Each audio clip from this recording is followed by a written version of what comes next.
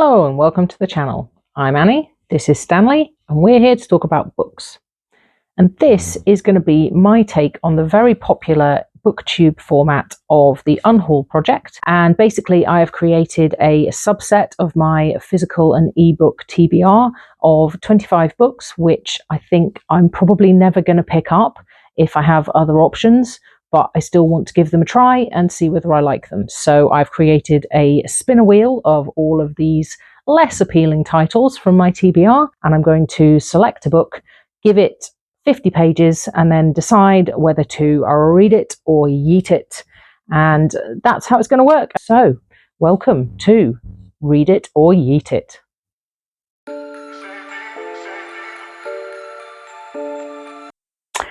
So, The Notebook by Roland Allen has been on my TBR shelf for just about a year, I think, because I believe someone at a reading retreat recommended it to me last December. And I thought it sounded amazing, and they said it was amazing. It's about the history of the notebook and what people use notebooks for and have done over the course of history.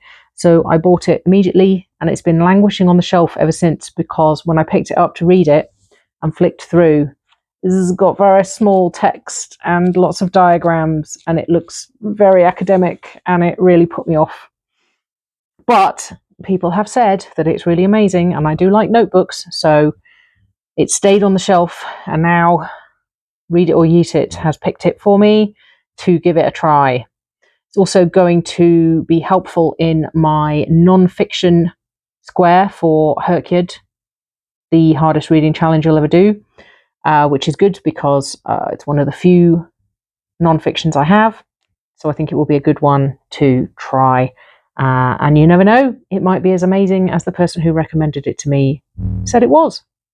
So I guess we will go and give it a try and come back after 50 or so pages and figure out whether I'm going to read the rest of it or whether Stanley gets to yeet it. We'll find out.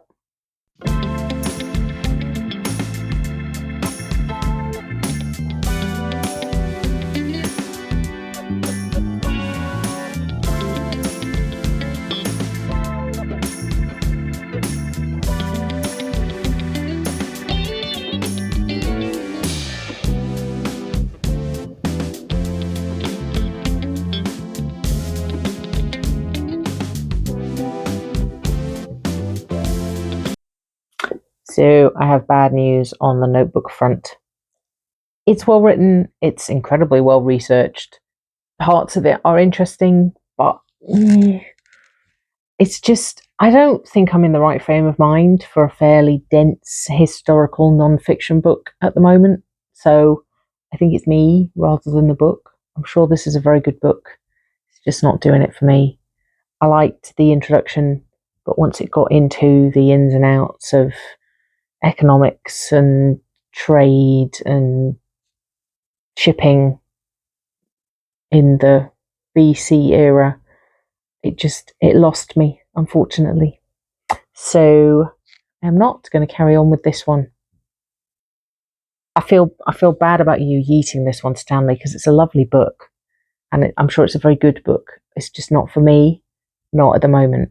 I might keep hold of it and maybe come back to it another time, or give it to Dave. Dave will probably love it, or my brother, in fact, will probably love it. So I will keep hold of it. So you've got to yeet it gently, Stanley. Not that we, actually damage the books we yeet. I promise. I promise no books have been harmed in the making of this series of videos. I promise. The camera tripod, definitely, but no books have been harmed, and no e-readers have been harmed either. Anyway, without further ado, yeah, you don't look quite as excited as normal, do you? Anyway, oh, never mind the teapot, Stanley. Don't want to harm any teapots in the making this video either. Okay, gently, not at the tripod.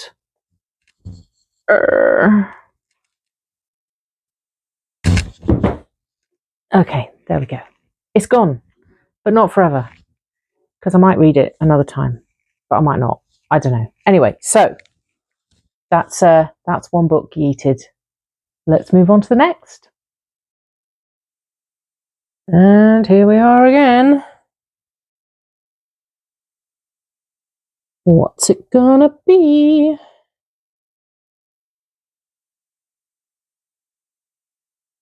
Another one I've been putting off for no very good reason. Okay, excellent.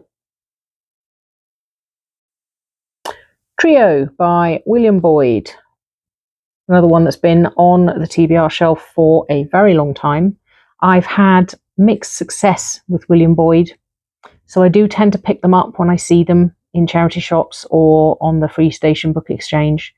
But earlier in the year, I had a very unfortunate experience with a William Boyd book that I DNF'd. And so this one kind of went down the pile in terms of appeal.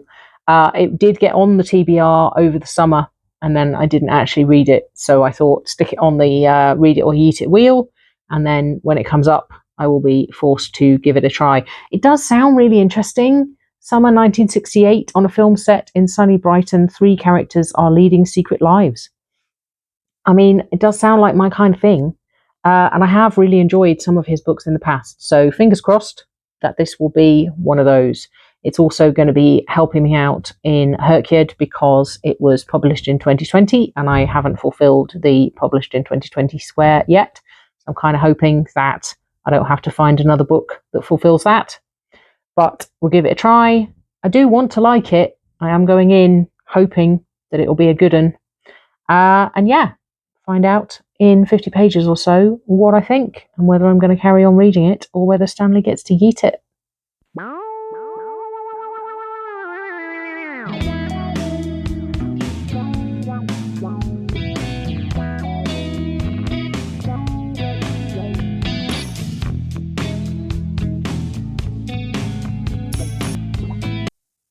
Trio by William Boyd, actually 75 pages through, which might tell you where this decision-making point is going to go. Yeah, really enjoying it. It's very sharply observed.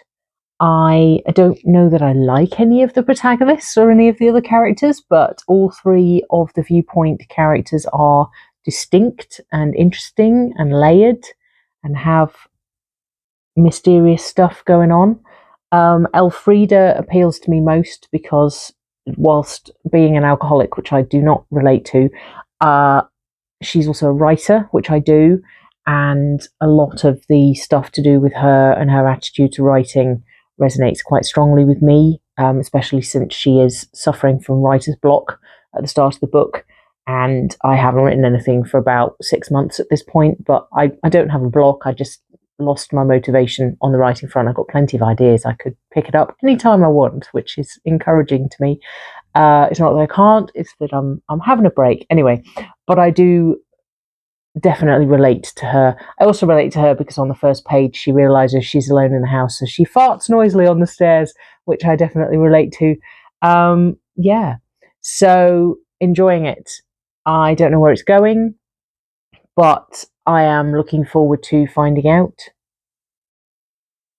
Not really an awful lot else to say. It's about a set of people making a film in the 1960s in Brighton. We have Elfrida, who is an alcoholic writer who is struggling to find an idea for her next book.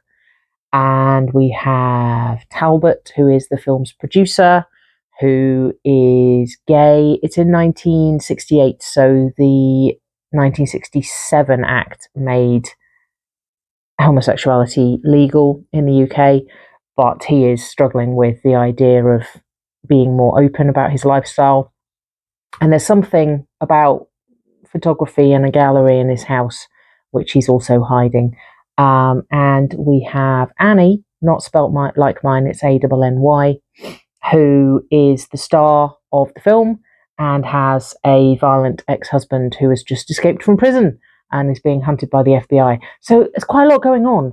But that said, it's definitely a literary novel. So whilst there is quite a lot going on, it's mostly internal monologues and people reflecting about stuff rather than direct action, which isn't always my preference, but in this instance, it's very well written, very sharply observed, as I said, and I'm very intrigued as to where it's going. I don't think it's going to take me long to finish it because it's not that big a book, So yeah, definitely carrying on with Trio. No yeeting of William Boyd this time around.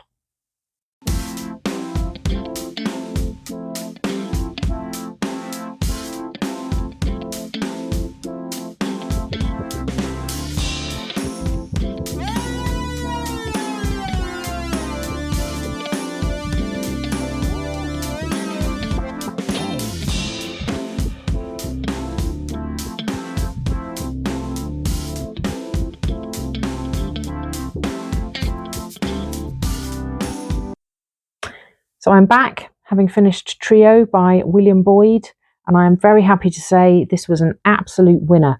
I've had a bit of a mixed experience with William Boyd in the past. I loved Any Human Heart. I really enjoyed Restless. Wasn't so keen on Ordinary Thunderstorms and absolutely hated The Blue Afternoon. So this was a bit of a risk going in, which is why it was on the Read It or Yeet It spinner wheel instead of just my normal TBR shelf. I really, really enjoyed this book. I don't know. It's very sharply observed. I really didn't like that many of the characters, but they were incredibly well drawn, very layered. I got invested in their stories. I definitely was emotionally involved in the story. Yeah, the not a huge amount happened. It was about a film being made in Brighton in 1968. And we followed the wife of the director, one of the producers, and the female star of the film, and the way that their stories interwove. It was very internal, very literary, really beautifully written. Yeah, I loved it. Really, really good book. Wasn't particularly jolly, but yeah, I don't know what else to say. It was really, really good. 4.5 stars for Trio by William Boyd. Yay! Very happy. I don't know what to do with him now, though, because I hated The Blue Afternoon so much. But I've had 3 winners from him out of 5. So, yeah, maybe if I come across any more, I will pick them up and give them a try. But yes, very, very pleased with this one. It's going to be, spoilers, might be in the top 10 of my 2025, this book, which pretty good for the end of December.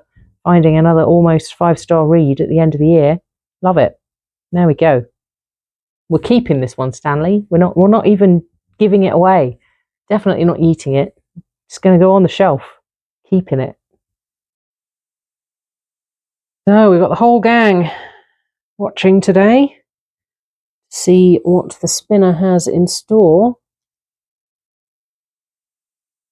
There it goes.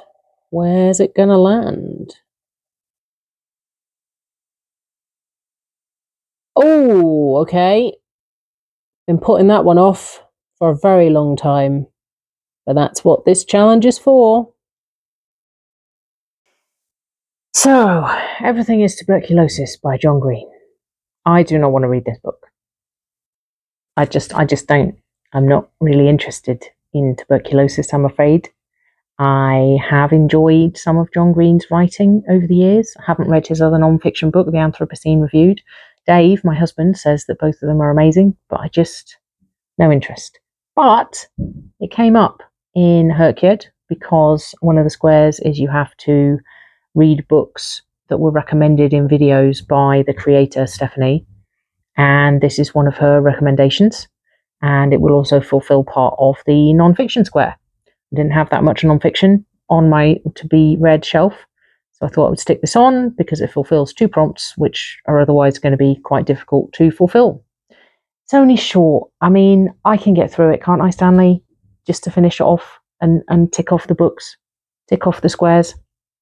But, I mean, by the rules of this, I'll read 50 pages and then make a decision. You can always yeet it after I've finished it if we don't like it.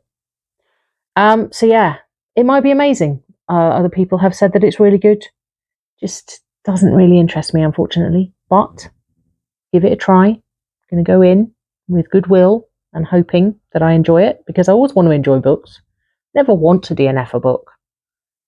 So we'll see. We'll see.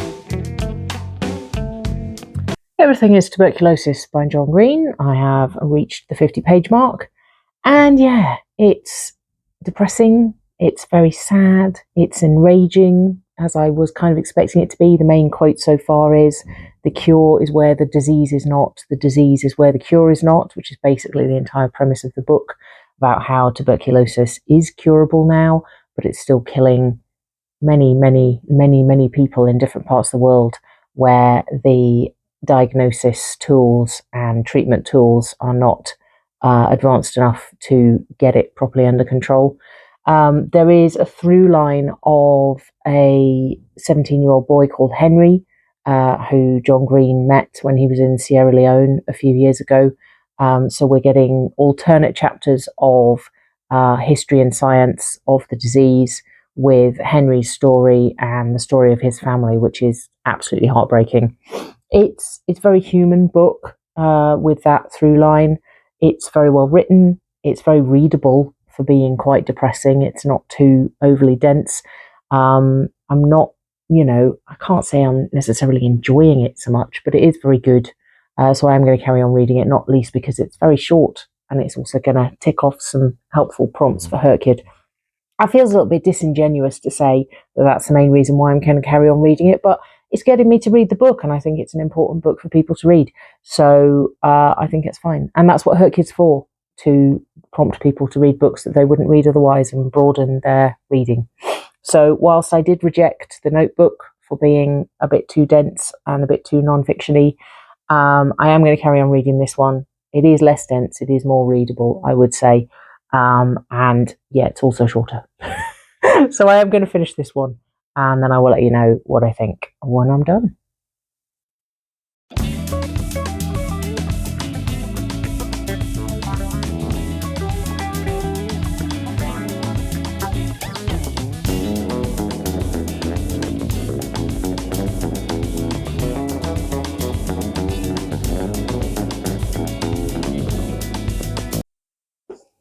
So I finished Everything Is Tuberculosis by John Green. Yeah, it's a good book. Very well written, very interesting. Had a lot to say that I didn't know before. The more sciencey, more history, more dense, non-fiction-y bits were interspersed with the personal story of Henry, the boy that John Green met in Sierra Leone in 2019 that sparked his interest in TB, because Henry was suffering from TB at the time.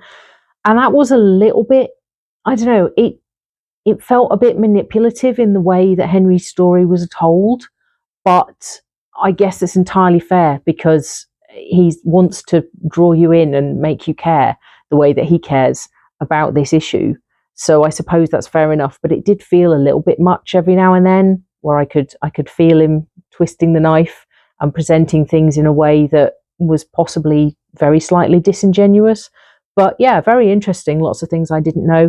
The thing that really stood out to me was when he talked about the first vaccine that was developed for TB, which was the BCG vaccine. And I remember getting the BCG vaccine when I was youngish, 10, I think, definitely in junior school. And everybody lined up, and each class that was relevant age on one day in school got lined up in front of the nurse's office, and one by one we went in and got stabbed. And yeah, people had scars from the BCG vaccine. I think my brother had a scar. I don't know whether he still has it. I don't, but I know a lot of people did. And it was a big deal at the time. But it was really interesting because it says that since, it was developed in the 40s or 50s and has since been discovered not to be that effective, apart from helping children under 5. So it's still used now for infants in areas where TB is still rife, but not anywhere else. But we were still in the UK giving the BCG vaccine to sort of 9-10-year-olds in the late 1980s. So I found that very interesting, particularly because I remember that vividly, that being a thing and being scared of it because people had scars. And I remember the day having it done, and my brother having had it done a couple of years earlier. But I don't have in my head what it was for. So I was really surprised I've actually had the TB vaccine myself when I was little. But anyway, so that was something that that connected it more personally to me. But yes, good book. I thought it was very well written, very readable, very interesting. 4 stars for Everything Is Tuberculosis by John Green. And that's it for this episode of Read It or Yeet It. Once again, this is getting a bit silly now. We've had 1 yeet and 2 successes. So yeah, good end to the year, I think. I've really enjoyed making these Read It or Yeet It videos. I hope you have enjoyed watching them. Do let me know in the comments what you think of the video series and if there's anything I should do differently for it in 2026, although this will be uploaded in January, but filmed in December. So yes, I would be very interested to hear what you think of the Read It or Yeet It series. And if you've got any comments or advice for me and for Stanley. Otherwise, hope you're having a very good start to 2026 and that your reading year is getting off to an exciting beginning. And I will see you in another video very soon.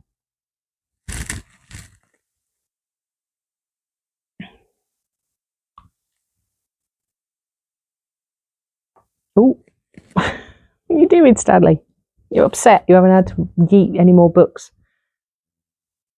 Bye for now.